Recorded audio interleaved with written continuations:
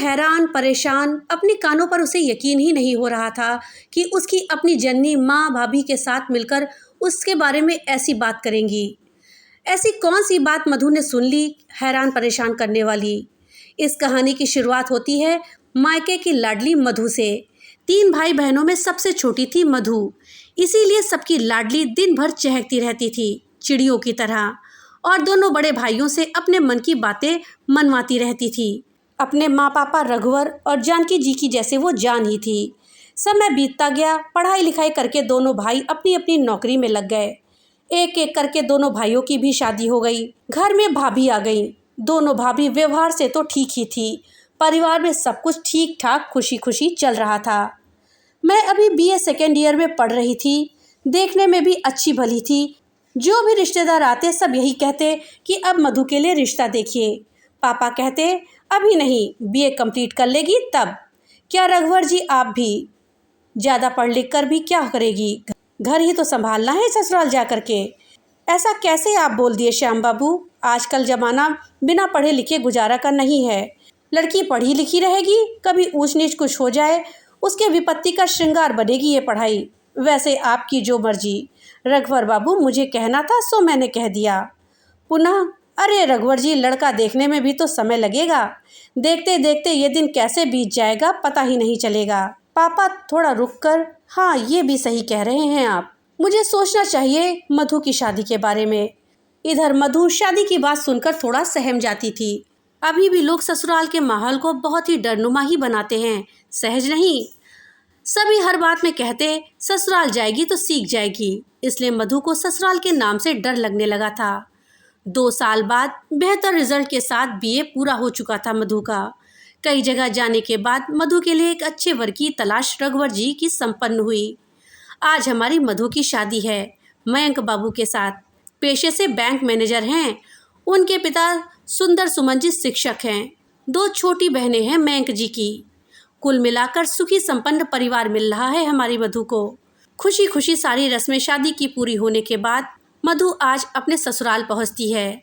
बहुत जोरों शोरों से उसका स्वागत किया जाता है, क्योंकि घर की वो इकलौती बहू है। मधु की सासू माँ बहुत ही सुंदर ढंग से बहू का स्वागत करती हैं। सारी रस्में ससुराल की होने के बाद बहू को अपने कमरे में ले जाते हुए मयंक की माँ रेवती जी कहती हैं, मधु कोई भी दिक्कत हो तो मुझसे बेझिझक कहना, मैं तुम्हारी माँ के समान नहीं माँ हूँ। ठीक है माँ जी। माँ जी नहीं, सिर्फ तुम्हारी माँ। दोनों बहनें एक साथ बोलती हैं। और फिर मेरी माँ? अरे तुम सबकी माँ। 2 बेटी थी, अब 3 हो गई मुझे, हंसते हुए। चलो अब मधु को आराम ही करने दो। मैं तो करने दूंगी आराम, भैया करने देंगे? खिंचाई करते हुए। मधु को हैरत हो रही थी कि यह सिर्फ मेरी सासू माँ का दिखावा था या फिर सच में मयंक जी की माँ ऐसी हैं। सभी आज तक बोलते रहते हैं सास बहुत गर्म होती है, ससुराल में जीना मुश्किल कर देती है, वगैरह वगैरह। ये तो बिल्कुल विपरीत है। तभी मयंक बाथरूम से फ्रेश होकर आते हैं। कहाँ खो गई मेरी मधु? बस कहीं नहीं, यूं ही। मयंक की बाहों में लिपटते हुए, आपके बारे में ही सोच रही थी। क्या क्या क्या? अभी नहीं बताऊंगी, सो जाइए। दोनों सो जाते हैं कल की नई सवेरे और नई उम्मीदों के साथ। सुबह जब आंखें खुलती हैं, मधु देखती है कि रेवती जी सारा काम कर चुकी होती हैं। मधु, पहले तुम स्नान करके पूजा कर लो, फिर सभी साथ में नाश्ता करेंगे। जी ठीक है। मधु, माँ आपने मुझे जगाया क्यों नहीं? कुछ काम में हाथ बटा देती मैं। अरे बेटा, अभी तुम्हारे मेहंदी के रंग हैं, इसे आराम से रहने दो। ये रंग जितना लंबा चलेगा तुम लोगों का जीवन उतना ही सुखी रहेगा। मैं हूँ ना अभी, और कौन सा कहती हूँ कि तुमको नहीं करना है। मेरे बुढ़ापे का सहारा तुम ही तो बनोगी। 2-4 दिन इसी तरह बीत गए। मधु, मुझे मम्मी के यहाँ जाना है। कोई बात नहीं, रेवती जी ने कहा। मैं मधु को जाओ मम्मी के यहाँ से घुमा लाओ। ठीक है माँ। जब मधु अपनी मम्मी के यहाँ जाती तो 1 सप्ताह 2 सप्ताह रुक जाती।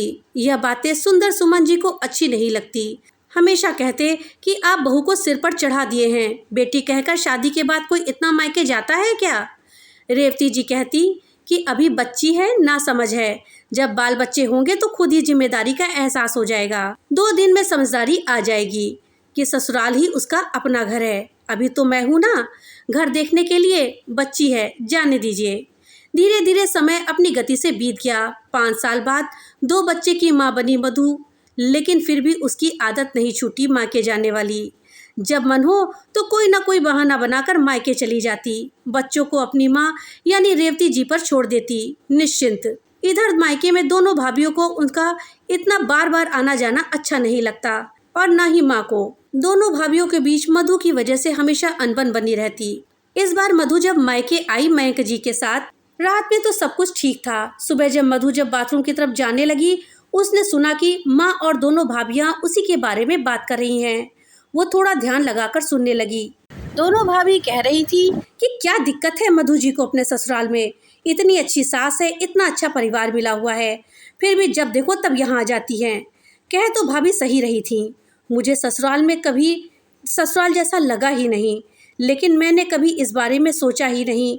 दुनिया जैसे बोलती थी, यही भ्रम मेरे दिमाग में भी लगा हुआ था कि ससुराल यानी लड़कियों के लिए सजा। खुद तो आती ही हैं, मयंक जी को भी ले आती हैं, स्वागत में कम खर्चे होते हैं क्या? माँ भी बोल ही रही थी, हाँ सही बात है, इस वक्त तुम दोनों झगड़ा मत करो, मैं मधु से बात करूँगी।